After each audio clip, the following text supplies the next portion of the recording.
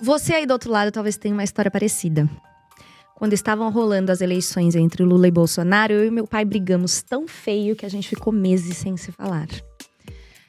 Tem gente pra quem essa informação tem pouco impacto, mas deixa eu contar pra vocês que meu pai é um dos grandes amores da minha vida.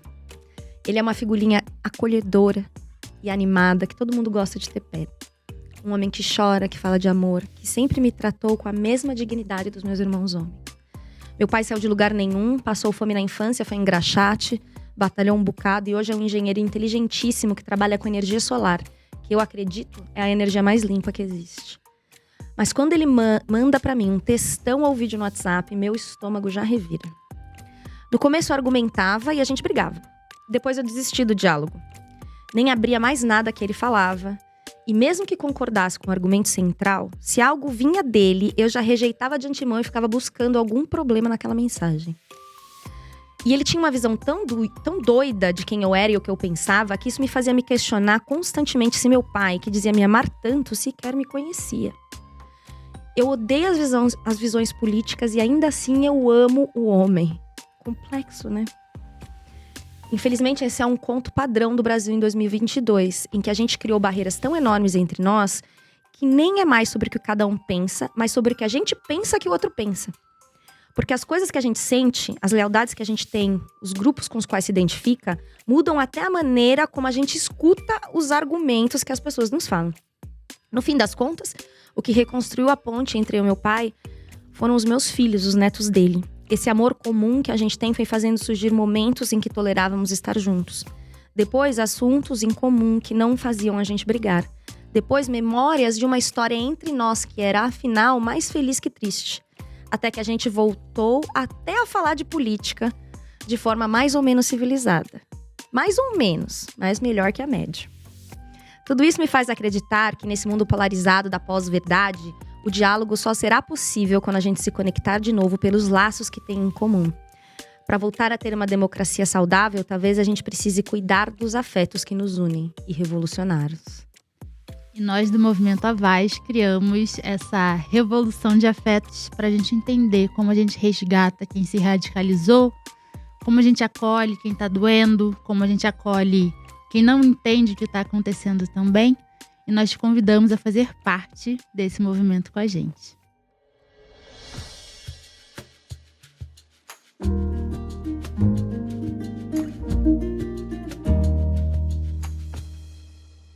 Olá, você que chegou aqui nesse pedacinho da internet. Eu sou a Nana Queiroz e a minha profissão é mudar o mundo. Eu sou escritora e ativista da Vaz, que é um movimento global com quase 70 milhões de participantes no mundo todo.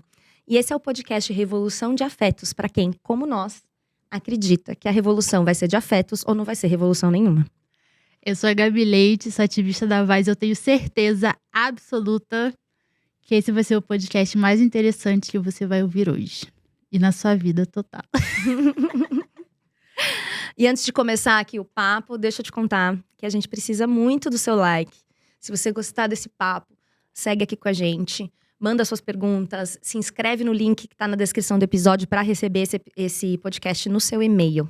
E ajuda a gente a mostrar para a Vaz que esse é um podcast que vale a pena continuar sendo feito. E para falar com a gente sobre o tema de hoje, a gente convidou a doutora Carla Tiepo, que é um dos nomes brasileiros em neurociência aplicada à educação e ao comportamento humano mais prestigiados. É uma honra ter você aqui hoje, Carla. Caramba, eu que tenho a honra de estar aqui com vocês nessa big estreia de um projeto que a gente tem certeza que tem muito a entregar, né? Já que o tema é falar sobre como a gente se relaciona através dos afetos, que acho que, quem sabe, seja o maior desafio da humanidade, né? Vai ser um babado. E, Carla, obrigada por estar aqui.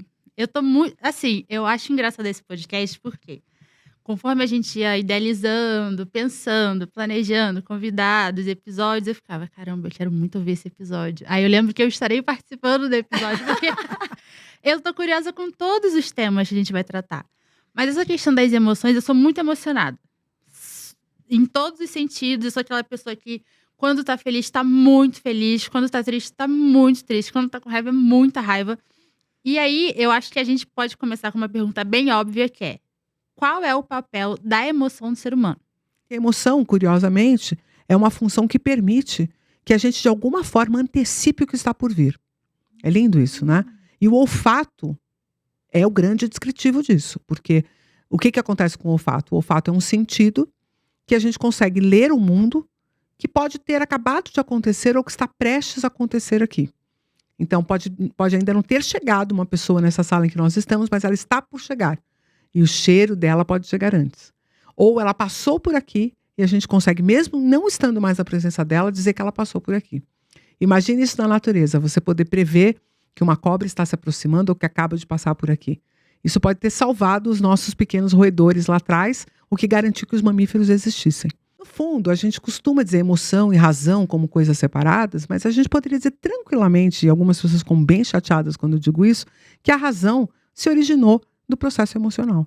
Então foi justamente porque a gente conseguiu tomar pé de fatos e circunstâncias que marcaram a gente emocionalmente de tal sorte que esse circuito dentro do cérebro fica muito fortalecido, que a gente começou a dominar histórias e relações de causa e consequência. Porque a gente pode testar isso, né? E assim, hoje em dia a gente chama isso de ansiedade, mas no fundo é essa capacidade que a gente tem de tentar prever qual é o futuro. Justamente por vivermos, então só para aproveitar e deixar isso explicado, por vivermos tempos muito incertos, onde é muito difícil prever, a ansiedade passa a ser um fenômeno patológico. Uou, eu lembro, tem um livro novo do Damasio, Pensar e Sentir, não, é sentir, Pensar e Sentir, né? Isso. E ele fala que tem os 3 processos, né? Que é ser, sentir e pensar.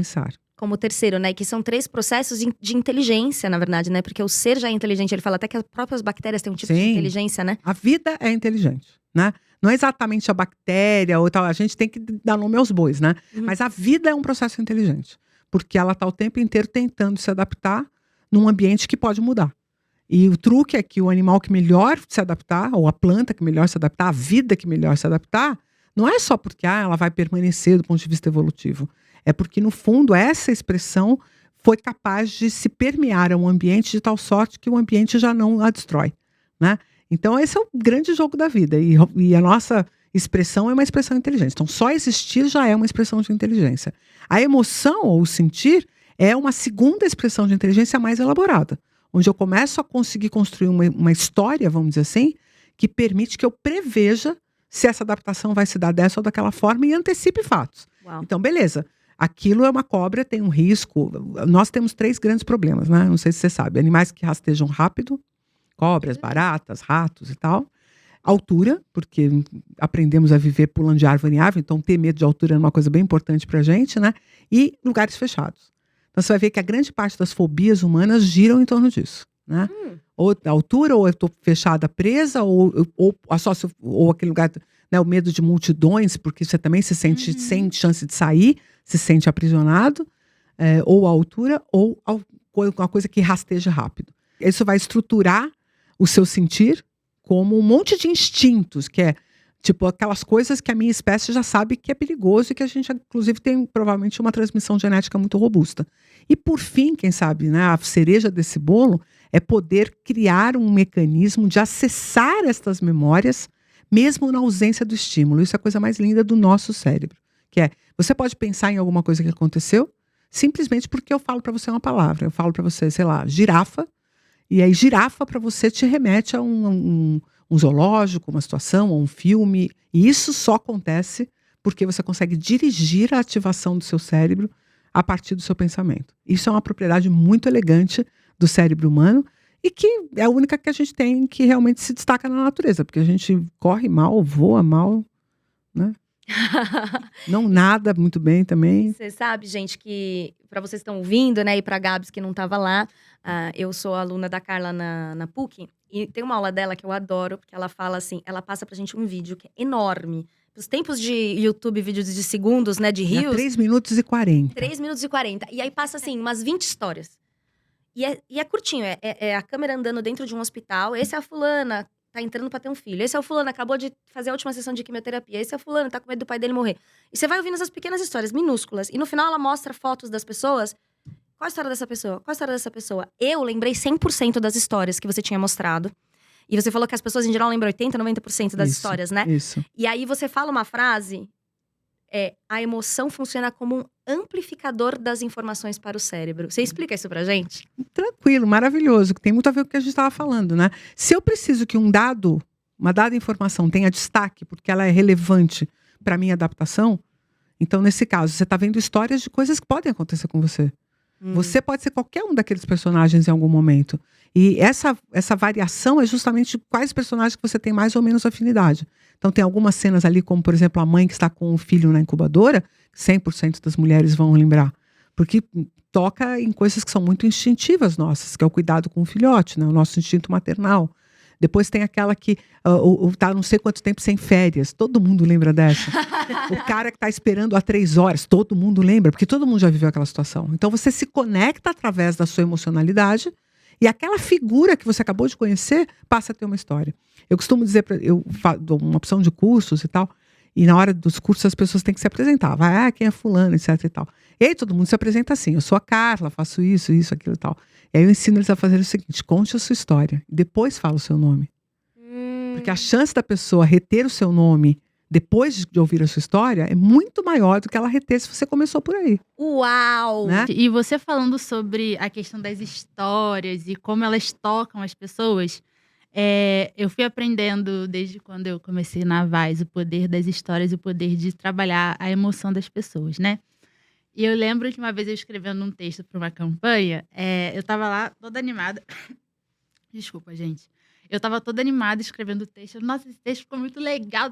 Aí eu mandei pra Bia, que é uma colega de time nossa. E ela falou assim, parou. Ela me ligou pra falar isso. A Bia me ligou. Aí ela falou, você tem que escrever mais com seu coração e menos com a sua cabeça. Isso não vai tocar as pessoas como elas precisam ser tocadas.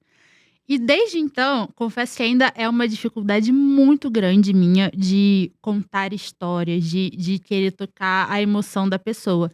Mas desde quando a Bia falou aquilo comigo, e no contexto que a gente trabalha de campanhas direcionadas a direitos humanos, direcionada à crise climática também, eu fui entendendo que é isso. Eu acho que a síntese da minha pergunta é: por que, quando nós focamos nas campanhas de uma forma mais emotiva, mais emocional, sabe, que vai mexendo mesmo com a gente, por que quando o foco é a emoção, a gente tem um êxito muito maior, acredito eu, do que quando a gente apela pro argumento, sabe? Falar, ó, vacina é eficaz, ponto.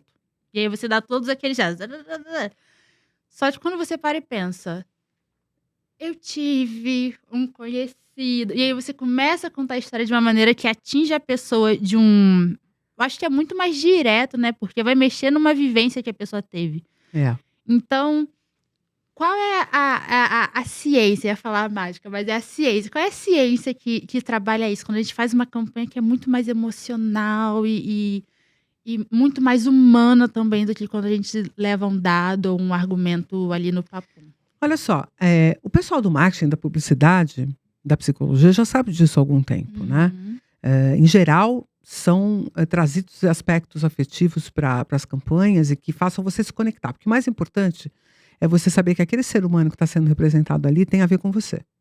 Pode ser você, poderia ser você naquela situação, né? Ou você ou alguém que você ama. Quer dizer, a conexão se dá muito por identificação, né? E a emoção lá tem um papel importante nisso. Porque quando eu vejo a sua expressão facial, se eu tenho essa identificação contigo, eu sinto o que você está sentindo, né?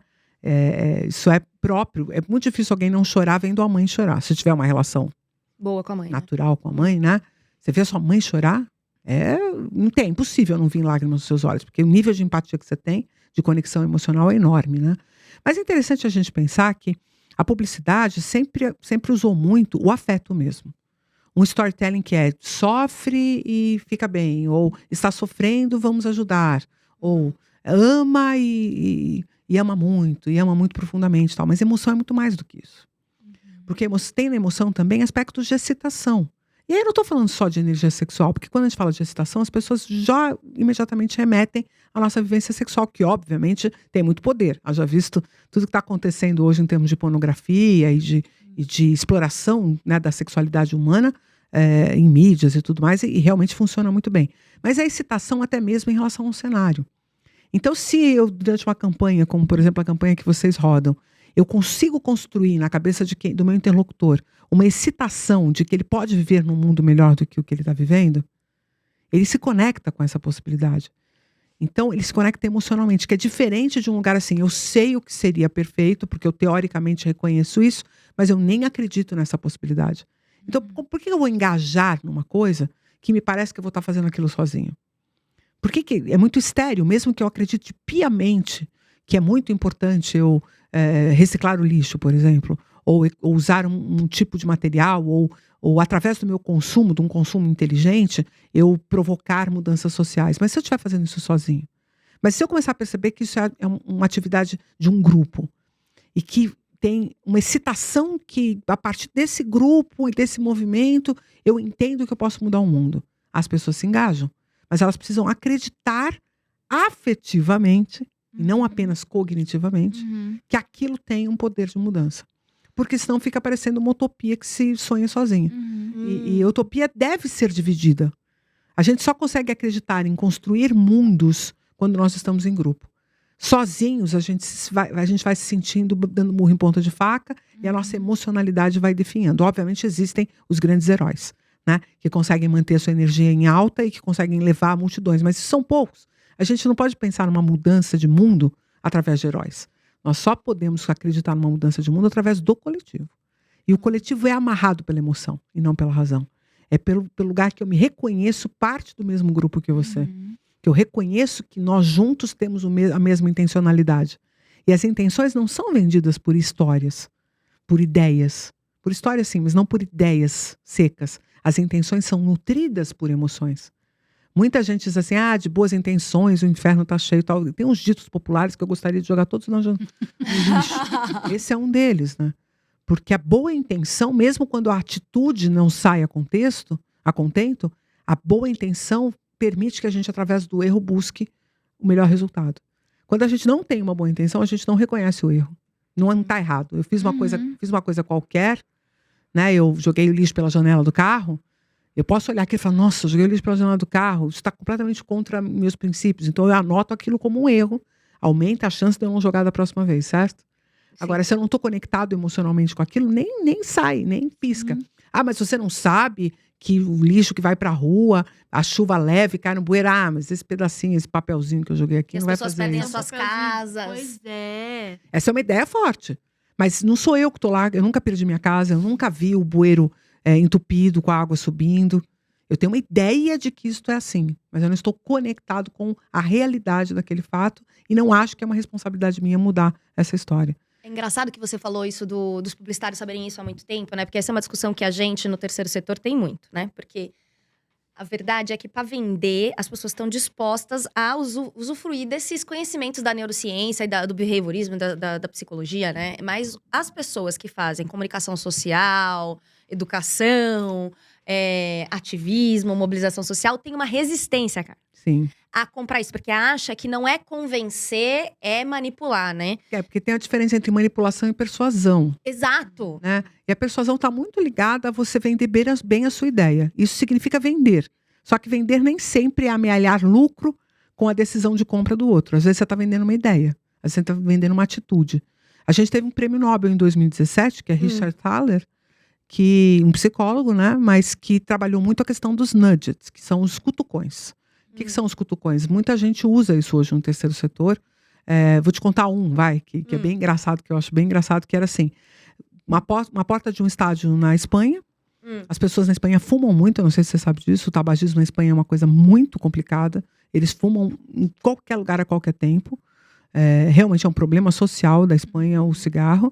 E aí eles tinham na porta do estádio lá, as pessoas fumavam e jogavam a bituca. Ficava assim, uma montanha de bituca. Né? Era um dos lugares assim, onde a sujeira realmente acontecia na Europa. Não é comum, mas ali ela rolava.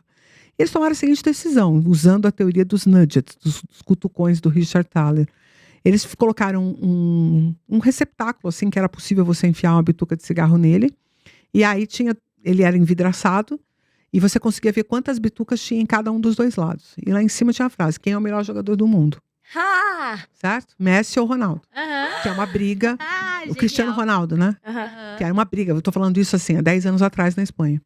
E aí as pessoas usavam os seus cigarros para votar, certo? Então, aumentava a chance da pessoa jogar bituca ali.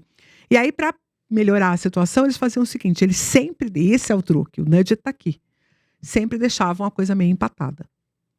Então, nunca esvaziava, mas sempre deixava meio empatado. De tal sorte que o meu voto vai fazer a diferença, certo? Aí eu vou lá e vou votar. Então, isso é uma estratégia emocional, de engajamento, de excitação. E que faz o bem. E que não tem nenhum... Não é que eu vou te dar algum presente, não. Você não vai ganhar um ticket, um cupom, vantagens. Não, você só vai expressar sua opinião através da sua bituca de cigarro. E é engraçado porque quando eu li um estudo do Mindworks. Mindworks é não sei quem já ouviu falar deles, mas eles têm eles fazem estudos da psicologia humana, psicologia social, neurociência, né? Adaptados à mudança do mundo. E eles falaram assim...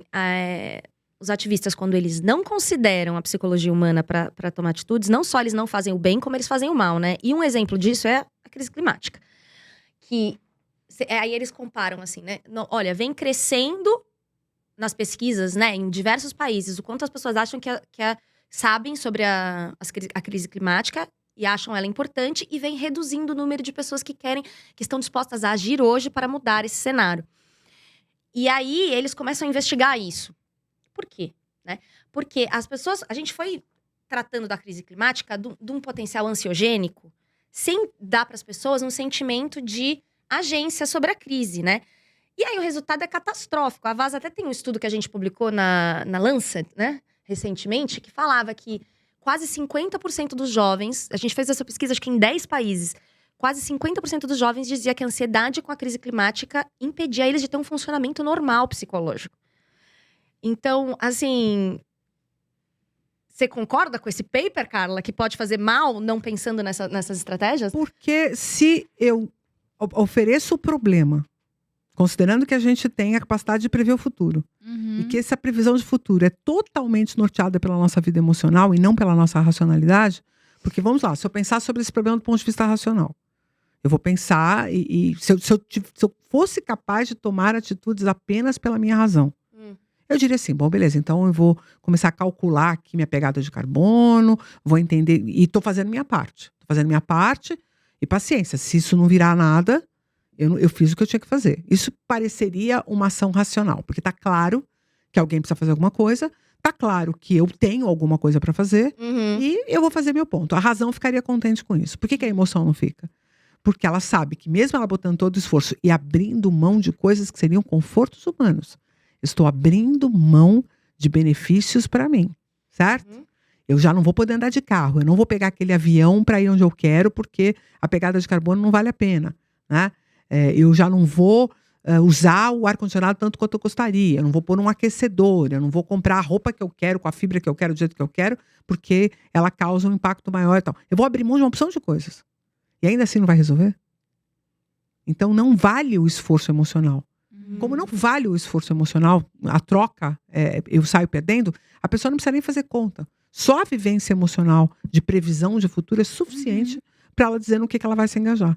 E é aí que a gente diz que a tomada de decisão é emocional. Então nós precisamos, quando a gente quer mudar o comportamento das pessoas, pesar a balança do lado em que a pessoa vive o desconforto, mas acredita que a ação dela pode transformar as coisas. O que você falou que é absolutamente correto, a gente fez uma forma de ativismo, e aí fica uma crítica minha aqui, muito panfletário e pouco estrutural. Às vezes eu me incomodo um pouco com essa coisa de vamos assinar uma petição. Acho super importante, vamos assinar uma petição. Mas eu assino a petição e lavo as mãos? É Pôncio Pilatos essa atitude? Então tá errada, entendeu? Ela não pode parar nisso mesmo. Sim, tanto que as pessoas, a gente sente que elas acabam participando mais quando a gente dá para elas uma devolutiva do que aconteceu depois que ela assinou a petição. Perfeito. Né? Então, você assinou essa petição, a gente foi entregar lá, a gente fez X reuniões com os parlamentares, a gente fez esse estudo, apresentou não sei o quê, Isso é um trabalho sério, né? Porque é diferente de você assinar um abaixo-assinado aqui na rua, que eu nem sei para que é, e não chega em lugar nenhum, me relaciono, né? De forma alguma com aquilo. Então, não pode ser uma ação Pôncio Pilatos que me isola. E qual é a fonte dessa ansiedade que você trouxe, então, arrematando tua pergunta? É as pessoas perceberem que a atitude Pôncio Pilatos não está trazendo resultado. Que elas estão até se engajando, falando, discutindo no boteco e tal, mas não está mudando. Então, o que eu estou fazendo não é suficiente. O que eu deveria fazer, eu não quero, não posso fazer. Que seria largar minha vida completamente e passar a cuidar só disso, quase que no modo vigilante, né? Tipo, você tomou quanto tempo de banho agora? Vai ficar brigando na rua, virar o Batman do meio ambiente, virar o né? Batman do meio ambiente, tal. Não é isso que vai funcionar. E, ao mesmo tempo, como é que eu crio um movimento que me permite continuar vivendo minha vida, continuar vivendo, né, o conforto, que é o mínimo necessário que eu acho que eu conquistei através do meu trabalho. Porque aí a gente vai começar a brigar, sabe com quem, né? Com quem? Eu gosto muito de falar sobre isso, mas com o sistema, com o capitalismo. Porque eu fiz tudinho que era pra fazer e agora não tem nem clima. Não tá dando certo. Agora não vou ter nem planeta pra viver, poxa vida. Não é verdade? Não parece uma coisa injusta? Eu estudei, eu trabalhei, eu me especializei, eu entreguei valor, eu produzi riqueza. E vocês não têm nenhum planeta pra me dar de volta? Ô, Carla, estou simplesmente chocada com todas as informações, porque sabe aquele meme da Nazaré Tedesco que vai tudo... Uau! Mas das coisas que você mais falou, a questão do coletivo mexeu bastante comigo. Mexeu muito... Eu acho que até esse exemplo que você traz do estádio de futebol, eu acho que as pessoas devem ter até criado amizade. Vamos colocar o cigarrinho ali onde tá o Messi, porque ele é o maior do mundo, etc, Imagina etc. se por acaso não pode ter acontecido uma cena de gente catando bituca do chão pra conseguir mais votos. E as pessoas Deve ter rolado, não juntas, tenho sabe, dúvida. pra fazer isso. E aí, nas eleições de 2022, a gente teve esse projeto de que a gente incentivava. Nós fizemos diversas pesquisas.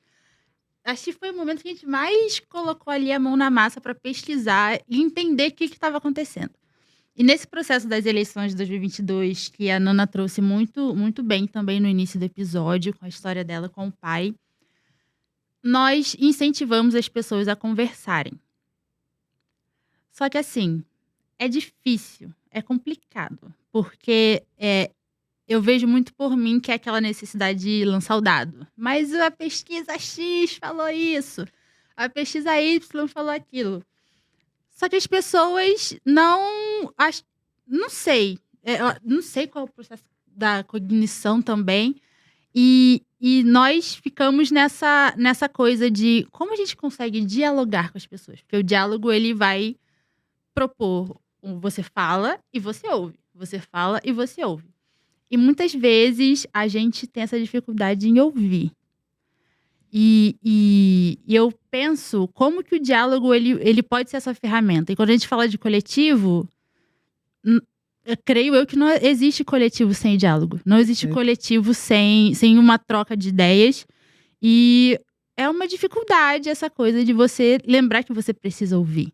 De lembrar que você precisa processar o que o outro está falando. E eu sou uma pessoa muito difícil, eu sou muito teimosa. Muito teimosa. É nada, ela acha que é.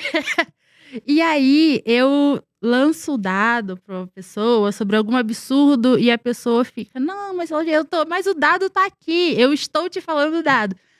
Só que eu quero entender, e eu acho que esse podcast, esse episódio é um episódio de querer entender coisas também.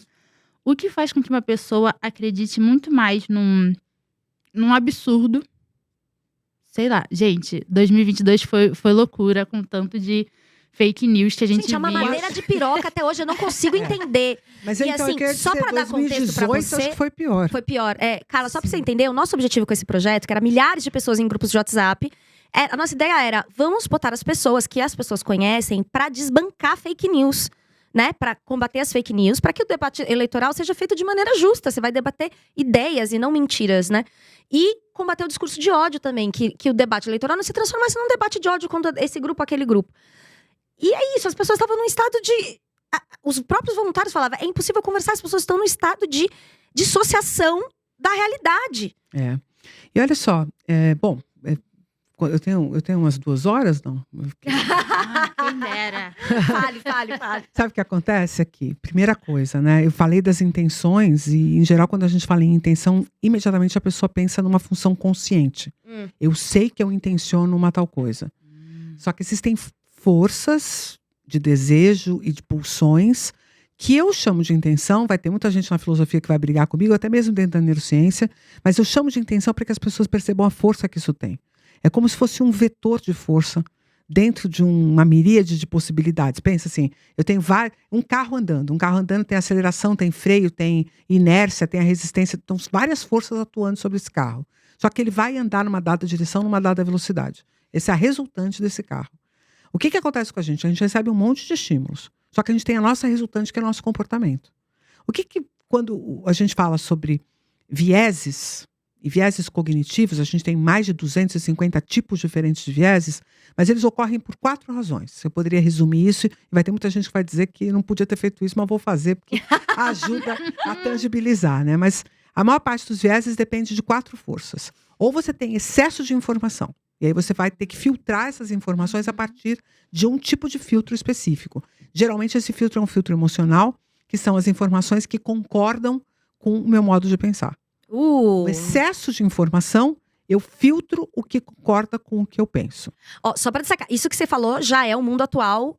O excesso de informação da internet já está indicando as pessoas a fazerem seleções emocionais das informações que elas acreditam. Exatamente. Uau. Exatamente. Então eu vou enviesar e vou dizer, isto vale e aquilo não vale. E aí eu tenho verdadeiros personas, né? Isso vai ficando personificado. Porque aí eu tenho os influencers, né? Se você me permite fazer uma propagandinha. Claro. Na semana passada, nós também soltamos nosso primeiro podcast Dopaminas, eu e Ana Flávia Ribeiro. Que legal. E nós falamos sobre influências digitais. A gente começou falando sobre influências, porque a gente quer justamente se descolar desse lugar, né? Todo mundo fala, você é uma nano-influencer, micro-influencer, sei lá como é que tá a minha categoria agora, mas eu não quero ser nem influencer, eu não quero que a minha pessoa esteja à frente da minha mensagem. A minha mensagem tem que chegar antes, né? Isso. Então a gente falou muito sobre isso. O que acontece nessa questão dos influencers? Eu personifico e digo assim, Nana, eu acredito. Carla, eu não acredito.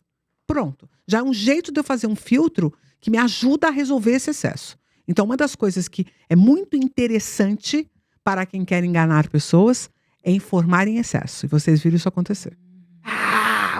Uma montanha de informação, uma avalanche, tal, a pessoa fica transtornada, ela pega aquilo que ela entende, o que está na linguagem dela, o que ela acredita, e o resto ela ignora. Primeiro filtro. Segundo filtro é quando eu não tenho noção do significado exato daquilo. Eu não conheço o significado exato, eu atribuo um significado aproximado. Então, digo assim para você, porque as pessoas colocaram chip na vacina. É possível colocar chip na vacina, por quê? Porque ele é muito pequenininho, os chineses fazem chips muito pequenininhos, eles têm todo o domínio dessa técnica, então não é nenhum absurdo eu botar chip na vacina. Não é absurdo. A única questão é que, primeiro, ficaria imensamente caro, e segundo, que um chip no sangue geraria uma resposta imunológica impossível de ser retida, a pessoa morreria, certo? Então não é possível ter um chip na vacina, muito menos ele parar no sangue, muito menos ele se distribuir pelo corpo. Esse corpo estranho colocado no lugar onde a vacina é aplicada geraria uma resposta imune que seria insuportável de ser contida, certo? Então, não é assim que a gente vai inocular chips nas pessoas, não é esse o caminho. O Elon Musk já começou a colocar o primeiro no cérebro, e eu sempre digo, o problema não é pôr, o problema é tirar, mas isso vocês me chamam, depois eu conto. Depois eu só conto essa história com mais cuidado. Então, a segunda informação, eu não entendo isso, eu não sei o que é sistema imune. Eu não aprendi isso na escola. Eu não sei como funcionam as células imunes do corpo. E eu que sei, fico assim, nervosíssima com o fato de você não estar entendendo que isso é um fato óbvio. É um fato óbvio, que não é possível você manter um chip no lugar onde você aplicou. Não é possível. Mas você não vai entender isso porque você não conhece. Então o significado que você tem sobre isso faz com que você simplesmente interprete o que está dentro do seu conjunto de significados, o que é possível entender. Anteontem, uma pessoa me mandou um vídeo, o cara falou assim, descobriu-se que a creatina, que é um suplemento, é capaz de aumentar a atividade cerebral e tal, não sei o quê, então tomem mais creatina. Só tem um piccolo particolare, né, usando a minha cidadania italiana agora. A creatina que você toma é totalmente metabolizada no estômago. Você só vai absorver aminoácido. Então não é possível você usar a creatina que você toma para uma função do seu corpo. Agora, como é que eu vou dizer isso para uma pessoa que não sabe nada? Então não adianta nada tomar creatina? Adianta tomar creatina porque é uma fonte muito rica de aminoácidos. Mas não porque você vai usar creatina no seu metabolismo. Então, se você lê em algum lugar, a creatina faz isso, a creatina faz aquilo, não é a creatina que você toma que vai fazer. Você vai ter que tomar, você vai ter que quebrar, você vai ter que absorver e vai ter que produzir creatina no seu corpo com aquele metabólito. Aí sim. Mas não é a creatina que você toma que vai parar lá no cérebro, certo? Então, é muito mais importante ter o metabolismo de creatina, absorção e produção de creatina, do que efetivamente tomar ou não a creatina, certo? Colágeno é a mesma coisa, é uma fonte muito boa, mas você não vai absorver o colágeno, ele não vai vir parar na sua pele, o colágeno que você toma. Não tem como isso acontecer, certo? Fisiologicamente falando. Só que a maior parte das pessoas não tem esse conhecimento. Não tem o conhecimento. Então você fala isso, é grego, tipo, é besteira que ela tá falando e tal, entendeu? Não tem sentido. Então, falta de significado é um problemaço para gerar vieses, né? O terceiro é quando você tem que agir rápido. E as discussões são um problema. Porque eu não posso perder a discussão. Eu não posso parar e pensar. Zap, né? E você vai achar que você ganhou, que você lacrou, e eu fiquei, tal, não sei responder isso, tal. Eu não posso pensar. Então, o espaço de pensamento foi completamente suplantado pela velocidade da comunicação, né? O diálogo prescinde reflexão na hora em que o diálogo está acontecendo. Porque senão eu não consigo mudar. Eu só estou usando meus modos automáticos de pensamento, que são ótimos quando estão certos. Certo? Eu estou usando vários deles aqui para explicar isso para vocês. Seria impossível fazer uma explicação dessa se isso aqui já não tivesse tudo pronto. Mas eu usar ideias prontas na hora que nós estamos debatendo é uma forma de eu fugir do debate. É uma forma de eu fugir da oportunidade de me modificar. Certo? Então eu estou mostrando que eu não quero me modificar. Eu estou usando o meu sistema rápido. Eu não estou refletindo sobre o que você está falando. Né? E por último, justamente a relevância emocional. Eu vou pôr mais ênfase naquilo que emocionalmente é mais significativo para mim. Então, se eu quero acreditar que existe uma conspiração americana, chinesa, qualquer uma delas, porque né, todo mundo é conspirador. Todo mundo é conspirador, né? E isso ajuda, acomoda a minha necessidade de entender o ser humano conspirador e o mundo cruel que eu vivo e esse lugar opressivo onde eu não consigo ser ninguém, né? Que aí tem uma síndrome super importante do indivíduo que se sente apequenado dentro da sociedade. Então, ele tem uma informação que só ele tem, que faz dele especial. Terraplanismo é isso. Então, o indivíduo ele tem uma teoria para explicar que a Terra é plana, porque nós, incautos, acreditamos em qualquer besteira que nos falam. Certo? E ele não, ele tem a propriedade. Então, isso emocionalmente transforma esse indivíduo em mais relevante.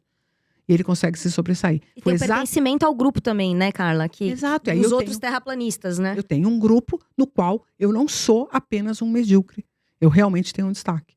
Que foi exatamente, né? Não sei se a gente pode falar em nomes e sobrenomes aqui, mas de gente morta pode? Pode. O Olavo de Carvalho fez exatamente isso. Ele criou um grupo no qual ele estava dizendo àquelas pessoas que eles eram especiais, que eles tinham uma visão de mundo que só eles tinham, e que, portanto, só eles conheciam a verdade. Entendeu?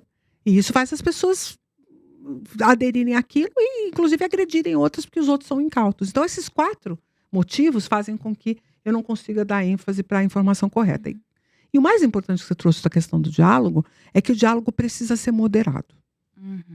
Especialmente entre opostos. A mediação, você ter uma moderação e a mediação são 2 coisas diferentes, né? Moderar é dizer calma, não vá por aí, não traga essa emoção aqui, não agrida, isso é moderar. E mediar é dizer, mas pense sobre isso. E se a gente olhar por esse lado? E se a gente for por aqui? Vamos juntar isso que você falou, e como é que fica agora? Então, existe um ponto de contato no que vocês estão falando? Começar trazendo aquilo que é igual para depois tratar do que é diferente. E os mediadores bons fazem isso, né? Eu tenho um nome aqui, que inclusive eu sugiro que vocês convidem, uma querida Tânia Mujica, não sei se vocês conhecem ela. A Tânia Mujica foi estátua viva, ela tem uma história incrível, porque ela foi estátua viva no centro de São Paulo. Então ela tem uma história de vida, assim, que eu vou deixar ela contar, que senão eu fico roubando a história dos outros, né? Mas a Tânia Mujica trabalha com um processo que chama-se Diálogos que Curam. E aí ela pode contar para vocês como é que ela faz isso muito melhor do que eu. Mas o jogo é trazer essa emoção para uma potência na qual o indivíduo se reconheça próximo do outro. Então eu tenho que trazer o que é igual em nós. E não o que nos difere, para depois tratar do que nos difere. E isso é a coisa mais difícil, porque as pessoas querem ser diferentes. Entendeu? Quando eu sou, por exemplo, homofóbico, eu não quero em nada parecer com quem é homossexual. Mas é justamente essa homofobia tem a ver um pouco com aquilo que... E as pessoas dizem assim, posso seguir nessa ideia? Oh, claro. É muito comum as pessoas dizerem assim, eu não gosto de homossexuais porque eu acho que eles estão fazendo uma coisa absurda, alguma coisa que é contra Deus, ou contra, né, criticam o comportamento, porque é homem com mulher, etc e tal. Então, só para colocar meu lugar de fala para a internet não pular desse tamanho, eu sou homossexual, então por isso que eu usei esse exemplo, né? Mas a homofobia tem muito a ver também com a escolha que um homossexual faz por viver sua verdade. Às vezes não é nem que eu queria ser homossexual e eu tô com um desejo reprimido e por isso eu vou brigar com alguém que é homossexual, não é isso. Às vezes eu queria ser livre daquele jeito. Uau! Uau! E assumir alguma coisa que é Adorei contra a sociedade. Porque eu, na minha pele, posso dizer pra vocês, isso sair do armário não diz respeito a você contar pra alguém o que você faz. É você dizer assim, eu vou encarar toda a resistência da sociedade, porque se eu não viver essa verdade, eu vou morrer por dentro. E as pessoas não têm coragem de fazer isso. E às vezes é só largar um emprego. Isso, uma parte das pessoas morre por dentro pra continuar ficando bonitinha na fita, entendeu? E o homossexual, esse que tá fora do armário, que todo mundo pode jogar pedra, é um indivíduo que fala assim, vocês vão fazer o que vocês quiserem, mas eu vou fazer... Um transexual ontem, né, foi o dia da visibilidade trans, eu não sei quando é que esse episódio vai ao ar, mas a gente tá aqui no frescor, né, do dia da visibilidade trans, e é isso, você olhar para uma pessoa que nasceu, né, reconhecida no gênero feminino, e que diz assim, esse gênero não é meu, eu não vou ser verdadeira se eu estiver aqui, então eu vou tomar hormônio, eu vou fazer uma transição, eu vou sair na rua, eu vou querer que você me respeite, eu não vou querer um emprego, porque eu não vou me prostituir. Cara, olha o tamanho dessa fala, da coragem para quem tá ali naquele emprego do cotidiano, aguentando aquele casamento do cotidiano, aguentando aquela relação com os pais ou com os filhos, o que é que seja daquele jeito. Sem viver a sua verdade. Sem viver a sua verdade. Tapa então, na cara. Você entende? E não precisa falar nada, é só a existência daquela pessoa te agride. É. E você não entende aquilo, né? Vamos ouvir a pergunta dos membros da Vaz. Então, todo episódio a gente vai trazer uma pergunta dos membros da Vaz para os convidados. Hoje a gente tem uma. Olá, meu nome é Tami Rodrigues. Eu sou brasileira e vivo em Portugal. E a minha pergunta é a seguinte. Eu tenho muita curiosidade de entender o que acontece quando a gente sabe que a gente está numa situação, ou num relacionamento, ou num trabalho, ou em alguma situação que sabemos que não está fazendo bem pra gente. Sabemos que não é por ali, não é naquela portinha que a gente deveria estar, né? Mas ainda assim, alguma coisa interna, alguma coisa muito profunda na gente faz a gente ficar ali, né? E meio que pagar pra ver. Ou pra suprir alguma carência, ou algum buraco, né? Alguma insegurança, mas se tá tão nítido que o caminho não é por ali, se a gente recebeu todos os sinais e o corpo mostra, né, que nós não estamos felizes, não estamos bem, por que a gente opta por continuar ali? É isso, obrigada. Nossa, bom, primeiro, boa sorte aí em Portugal, né? Porque os brasileiros estão apanhando um pouco por aí, espero que você esteja numa condição boa e segura. Mas sabe o que é, Tami? Às vezes a nossa racionalidade nos conta que a gente sabe que a gente não está bem. Mas, na maior parte do tempo, o nosso sistema emocional duvida que a gente tem a capacidade de fazer alguma coisa melhor do que aquilo que já é o seguro. A gente tem mais dificuldade de se lançar num universo do inseguro, do que eu não conheço, que pode vir a ficar melhor, mas pode também piorar, do que abrir mão daquilo que já é certo, mesmo que seja ruim. E isso vai depender muito das feridas que você tenha de infância. Então, vamos pensar numa mulher que foi extremamente, pode nem ter sido, mas se percebeu rejeitada pelo pai, pela mãe, não se sentiu devidamente amada naquele seio, então ela está fazendo alguma coisa para ser amada. A ferida dela, para curar a ferida dela, ela tem que se sentir amada. Então, isso passa a ser a intenção original desse indivíduo. Naquele conjunto que eu falei de uma intenção que eu não sei dela. Ela apenas se manifesta através do meu comportamento. Então, a intenção desse indivíduo original é ser amado. Aí ela encontra alguém que ama. Mas alguém que ama mais bate. Alguém que ama mais assedia, né, financeiramente, assedia, né, moralmente. Mas ama. E a minha intenção original é ser amado. Então, às vezes, na conta, cabe ficar nessa situação que tem um monte de prejuízos, mas porque eu encontrei a resposta para a minha intenção original. E essa conta é feita o quê? Na escala do inconsciente? Da emocionalidade. Da emocionalidade. É esses vetores que eu falei para você, que vai dar resultante. Não, vai dar resultante. Eu tenho um monte de interferências, de forças no meu comportamento, e o resultante é como eu me comporto definitivamente. Não é o meu pensamento que é o meu comportamento. É o que eu faço. É se eu vou chegar lá e vou fazer, eu vou embora daqui, eu não fico mais. Ou eu vou largar esse emprego, ou eu vou sair do armário, ou eu vou subir nesse navio aqui e andar nos mares catando plástico. O que eu vou fazer? É o comportamento que diz. Porque eu posso, no meu discurso, ser assim, maravilhosa. Né? Porque eu acho isso, acho aquilo e tal. Mas o que eu faço? Né? Ah, não. Eu sono, tipo, todo neurocientista na internet fala, preciso comer bem, dormir e fazer atividade física. Só que esse cara que tá falando isso, dorme mal, tá? Então, como é que você vai confiar nessa mensagem? Eu sou a mais honesta possível em relação a isso. Eu falo, gente, isso é super importante, mas nem sempre eu consigo. E aí, quem sabe por isso eu não sou uma heroína nas redes sociais, né? Eu sou muito mais de carne e osso. E as pessoas ficam incomodadas com essa coisa assim, tão viva para uma pessoa que está se mostrando a sua imagem ou vendendo a sua imagem ou a sua ideia, né? Mas é isso, Tami, querida. Comece a contar exatamente, né? Eu brinco que dá para você desenhar os vetores. Comece a desenhar o que te leva a ficar, o que te leva a ir embora. E seja honesta em responder essa pergunta. O que eu tenho aqui que me segura? Porque você vai descobrir lá no fundinho do poço alguma coisa que realmente é muito importante e que está te segurando nesse lugar. Carla, curiosidade. Eu sou de letras, formei em letras em 2019, e você falou da questão das campanhas, do coletivo, que a pessoa ela se sente pertencente quando é o nós, quando não é o você pode fazer isso, você pode fazer aquilo, nós podemos, nós vamos, etc. E quando você traz essa questão do relacionamento abusivo, é um discurso muito presente nesse tipo de relacionamento você não vai encontrar nada melhor do que isso. Eu te amo, mas você não vai encontrar ninguém melhor que eu. Você não vai encontrar outra pessoa que te ame como eu te amo.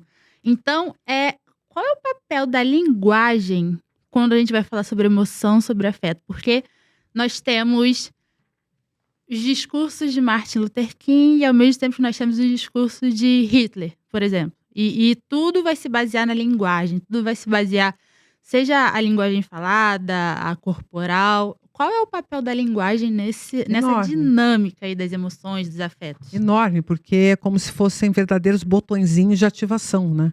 A hora que você consegue, através da linguagem, tocar uma dinâmica emocional e trazê-la à tona, ela vem com muita força. A gente estava comentando do caso, né, da pessoa que quer ser amada a qualquer custo, e você trouxe a questão do assédio. Se eu falar exatamente aquilo que toca naquele ponto, que é um ponto nevrálgico, a emoção que eu vou produzir é muito mais intensa e vai ter muito mais efeitos do que qualquer outra, né? Então, o que a gente faz no contrapartida disso? Aí vai um coletivo de mulheres e fala assim, não, vem, fica com a gente, tal. Ela pode fazer essa opção, só que essas mulheres não vão estar por ela o tempo todo como deveriam. E essa pessoa que sai do relacionamento abusivo, ela precisa, que eu brinco, ela precisa de um período de quarentena onde ela é muito amada. Ela tem que ser muito, muito, muito amada, entendeu? Não dá pra você dizer assim pra ela, não, sai que a gente garante que é onde você vai dormir, onde você vai comer. Ela não tá preocupada com o que ela vai dormir, o que ela vai comer. Porque o que ela tá realmente perdendo é alguém que olha pra ela o tempo inteiro, nem que seja pra bater. Isso é a coisa mais louca do mundo. E parece que eu tô falando isso no sentido de desprezar aquela pessoa que tá ali e tal. Eu espero que eu seja bem compreendido agora, porque a internet tem dessas, né? Mas a compreensão, assim, eu prefiro que você olhe pra mim, que você esteja comigo, nem que seja pra você ficar me xingando. Nem que seja pra você me agredir. Porque tem uma necessidade afetiva que é maior que a necessidade de segurança. Exatamente. Né? E assim, é conhecido. Porque se você, dentro de um relacionamento abusivo, sofreu 3, 4, 5 agressões e conseguiu sair bem, vamos dizer assim, saiu vivo, né?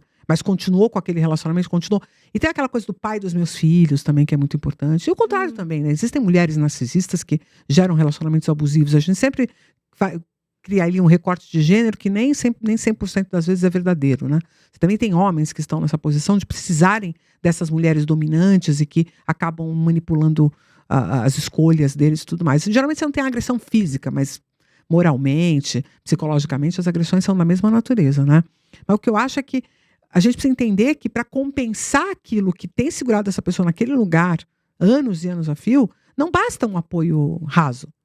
Você precisa realmente se envolver com a vida daquela pessoa. Então, sempre o processo terapêutico, um grupo de apoio, quando você tem... Quando é que o Alcoólicos Anônimos funciona realmente? Quando eles saem daquela reunião e continuam se apoiando. E continuam tendo entorno. E a família apoia. Tanto que existem, ao lado do AA, existe o Al-Anon, que é uma associação de familiares de alcoólicos. Você sabe que geralmente quem tem os familiares no grupo do Al-Anon aprendendo a lidar com o alcoolista são aqueles alcoolistas que têm maior chance de sucesso. Uau, eu nem sabia disso. Exatamente. Procura lá, chama Al-Anon, o grupo de familiares que se reúnem para acompanhar e trocar ideias. Porque também eu, como familiar de um alcoolista, eu também tenho os meus sofrimentos específicos. Claro. E aí, se eu puder contar aí, beleza, fulano tem, eu também sinto isso, eu te ligo na hora que eu estiver mal e você tá vivendo a mesma situação que eu. Um grupo de apoio não pode ser um grupo de altruísta. Geralmente é um grupo de codor. Né? Estamos todas vivendo a mesma dor, ou todos vivendo a mesma dor. Eu conheço a sua dor, eu sei onde você tá. Quando eu tô um pouquinho melhor, eu te ajudo. Quando você tá um pouquinho melhor, você me ajuda. Porque esses seres super iluminados que ajudam as pessoas e tal, sem sentir a dor, tem pouco impacto, né? A gente costuma dizer que a melhor forma de ajudar os outros é Chiron. Chiron é o curador ferido. Ele tem a dor, a ferida dele nunca cura. E é por isso mesmo que ele ajuda os outros. Isso é um mito grego. Chiron, o curador ferido. A dor está lá nele, ele conhece a dor. É porque ele conhece a dor que ele é capaz de ajudar os outros a tratarem as suas próprias dores. Os melhores terapeutas são Chirons. Não são esses mentores de palco que são super-heróis. Esses aí ajudam muito pouco as pessoas. Porque eles falam de um mundo que eu nunca vou alcançar. Né? Essas falas de tipo, venha comigo, tenha disciplina, tenha foco, faça isso, faça aquilo, só me ajuda, eu que não tenho tudo isso, a pensar que eu realmente sou um loser. Eu realmente sou um perdedor. Eu realmente nunca vou alcançar nada disso. Agora, quando você está num grupo de perdedores, né, todos nós somos em alguma medida, temos nossas dores, nossos fracassos, e a gente pode se aconselhar e se acomodar e se acolher na dor, o efeito sempre é muito mais positivo do que alguém muito heróico, muito perfeito, com uma vida muito perfeita, tentar vir me dizer o que eu faço com a minha vida imperfeita. Carla, a gente tá chegando perto do fim e a gente vai fazer um bloco final agora que todos os convidados vão ser pedidos, tá? Que é, para quem quiser se aprofundar nesse tema que a gente tá discutindo, um livro, um podcast e um filme que você recomenda. Bom, muito bem. Eu acho que um livro muito importante nesse tema, especialmente para entender a origem dessa emoção, é Damasio mesmo. Você já citou ele hoje, mas eu diria o primeiro livro do Damasio, para começar pelo começo, que chama-se O Erro de Descartes, que é quando ele conta assim, em minúcias, o que acontece com pacientes que têm lesões em áreas emocionais do cérebro, que é uma coisa bem pragmática, né? Uma área cerebral ligada à emoção que está lesada, e por isso ele vai ter esse ou aquele comportamento ruim. E você vai ver que, por exemplo, é impossível você investir na bolsa se você não tiver um sistema emocional bem equilibrado. Uau! Né? Você não consegue tomar decisões suficientes para ter sucesso na bolsa. Então, O Erro de Descartes, de Damasio. Um podcast eu vou puxar a sardinha pro meu lado. Claro! A gente acabou de lançar o Dopaminas. Eu acho que lá no Dopaminas, eu e a Ana Flávia, que é o encontro da neurociência com a filosofia, a gente está indo no fundo do poço. Estamos tentando buscar assim, as origens de toda essa discussão e como que isso se dá, né?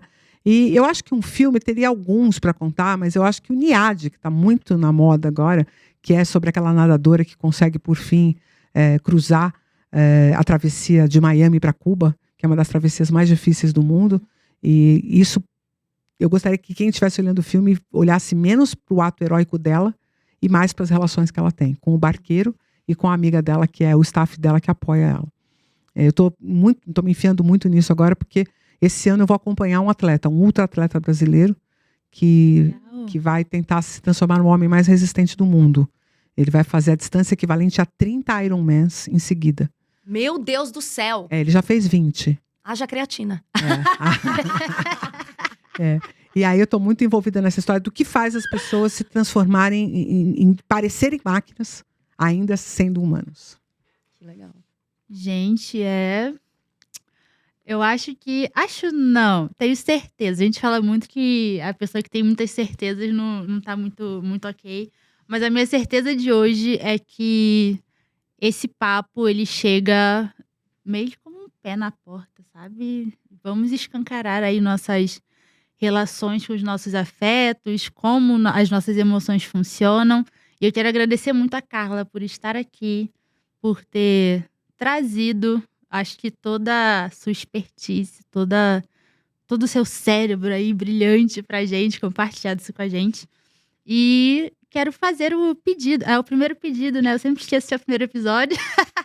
Mas o nosso primeiro pedido é, se você gostou desse primeiro episódio, se ele já te tocou de alguma forma, se ele te emocionou, se ele te afetou, curta esse episódio, siga o podcast, deixe uma estrelinha pra gente no Spotify, no YouTube, onde quer que ele esteja, por onde você estiver assistindo ou ouvindo. E se você também quiser ser um apoiador, você pode acessar via link nas nossas descrições das redes sociais, do Spotify.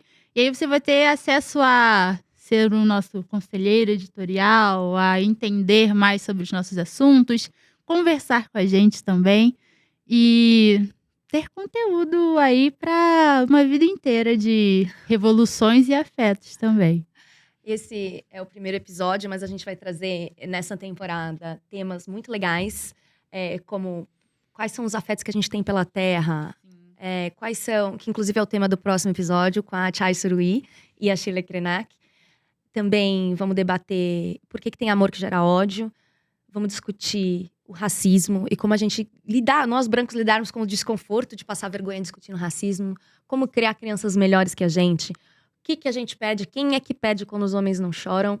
Entre tantos outros temas que agora nem me passam pela cabeça. Então acompanha a gente pela essa jornada, eu prometo que vai ser legal. Acho que a pergunta do podcast é isso. Como que a gente muda o nosso afeto, né, para impactar menos esse planeta? E acho que é através dos ensinamentos e da educação, da sabedoria mesmo. Eu digo isso porque eu vejo esse reflexo dentro das nossas comunidades, né? Quando os nossos anciões estão ensinando isso que hoje eu e a Shirley podemos compartilhar com vocês, né?